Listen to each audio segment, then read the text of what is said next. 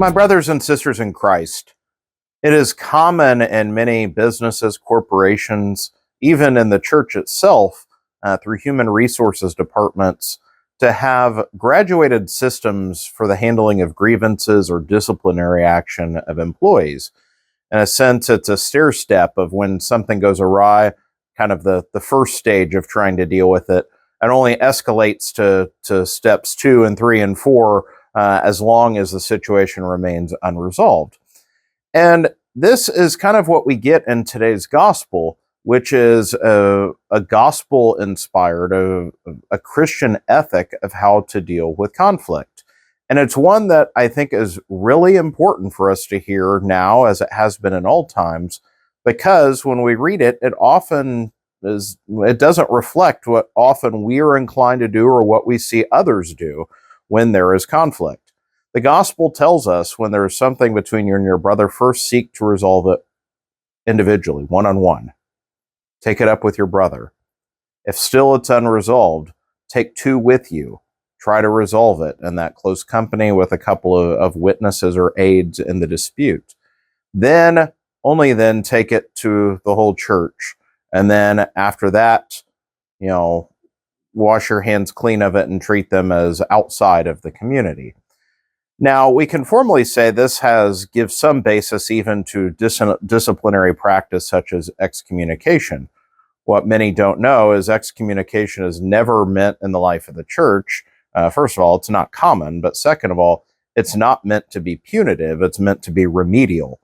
The goal of excommunication is never to leave someone permanently outside, but to provide the most severe incentive to ultimately draw back to reunion. But in any case, if we look at this prescription of how we deal with conflicts between one another day to day, we'll find that often when something is wrong, first of all, we may just build up resentment internally and not deal with it at all. But if we do try to do something with having a grievance against our brother or our sister, we may choose to go any number of unhealthy ways, one of which is to just turn to gossip, to individually go left and right and just voice our frustration with that person to anyone who will listen.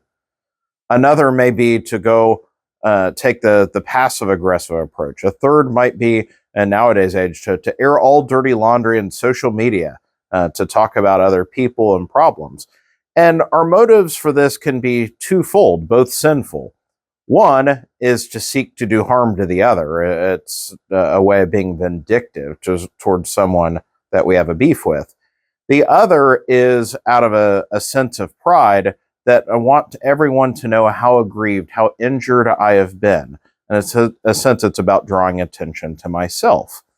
None of these are in alignment with the gospel.